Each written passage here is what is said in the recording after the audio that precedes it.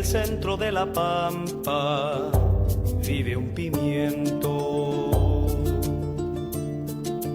Sol y viento pa' su vida, sol y viento. Hello, I'm Patrick Barnard. Welcome to the 11th edition of the Pimento Report. We've just finished making a very small video about a book called Afghanistan and Canada, and that book makes the argument that Canadian troops should be withdrawn immediately from Afghanistan.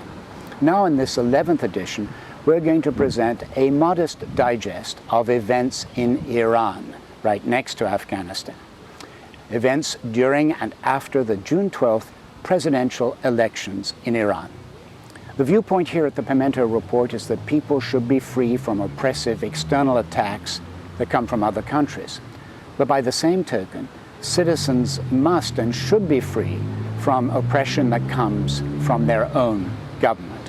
Iran, both the countryside and such cities as Tehran, Tabriz, Mashhad, Isfahan, Shiraz, Iran is divided. The country is riven by the most serious political tensions it's experienced in at least 30 years. What follows are notes to this ongoing crisis. For the record, here is a video press digest, Iran, the summer of 2009. These walls that you see are the walls of Tehran's notorious Evin prison, built by the regime of the Shah of Iran in the early 1970s to house political prisoners. These are mothers and grandmothers outside Evin prison in July asking about individuals they believe are inside the walls because of arrests stemming from the popular demonstrations and protest following the June 12th presidential elections. According to the posting on YouTube, this is the mother of a killed student, Sohrab Arabi, 19 years old. According to an article on Ruz Online, an external news service close to Iran's reform movement, Sohrab Arabi was arrested on June 20th. Then his mother was informed he was in Evin prison, then she was told that he had died there. The International Campaign for Human Rights in Tehran issued a press release with slightly different information.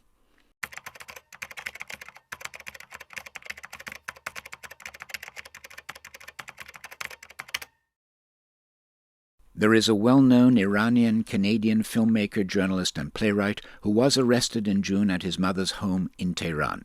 His name is Maziar Bahari. He's a graduate of Montreal's Concordia University. Bahari has been in Iran for the last decade, and he filed reports for Newsweek magazine during the Iranian presidential election campaign, which lasted from May 20th to Election Day, Friday, June 12th.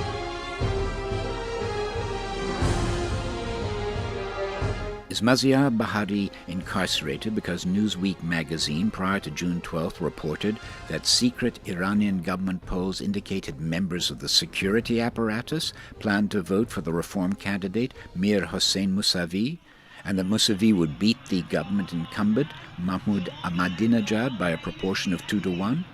Or was his error in saying that President Ahmadinejad is inefficient and the Islamic Republic of Iran needs to mature?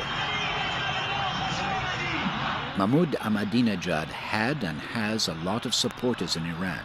As one veteran observer noted, the election campaign involved two robust coalitions. For the Ahmadinejad group, Mousavi is simply the representative of Iran's new and very wealthy bourgeoisie. Here is the official result announced on June 13th. Mahmoud Ahmadinejad, 24.5 million. Mir Hossein Mousavi, 13.2 million, nearly a 2-1 advantage for Ahmadinejad. Almost immediately, the Reform Party followers began protesting the result, saying that a fraud had taken place.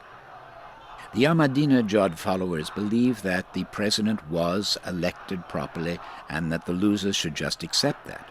Why were the Mousavi followers immediately on the streets on June 13th? One answer from the reform camp can be found in the Italian daily newspaper Corriere della Sera.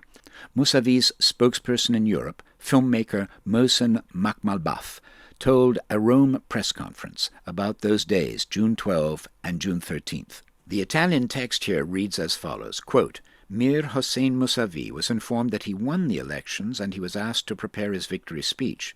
But then the generals came and told him that he could not have won. And this was a coup d'etat, close quote. On the 13th of June, spontaneous anger erupted in Tehran, and the atmosphere quickly became more volatile.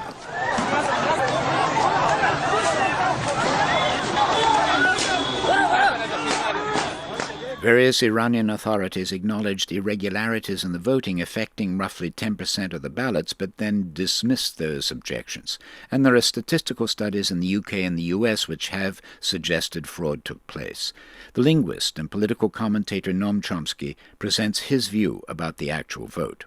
Only certain candidates were permitted, and then right away, immediately after the election, the Interior Ministry, as far as we know, and wherever we have evidence, the Interior Ministry sealed the ballot boxes and took them to wherever, to their own headquarters, where they then came out with a figure which doesn't look like a very credible figure, and the method of reaching it is in violation of their own laws and procedures, and of course undermines whatever credibility it might have. Perhaps when they saw the first votes, they recognized that their candidate, Ahmadinejad, might not get a majority, and he would need a majority to avoid a runoff. So they simply faked the votes, and the fakery was pretty transparent. However, it might be that he would have won in a fair election. That's just unclear. On the 15th of June, the 16th, 17th, and 18th, there were huge protest rallies in Iran, some full of animation and some silent.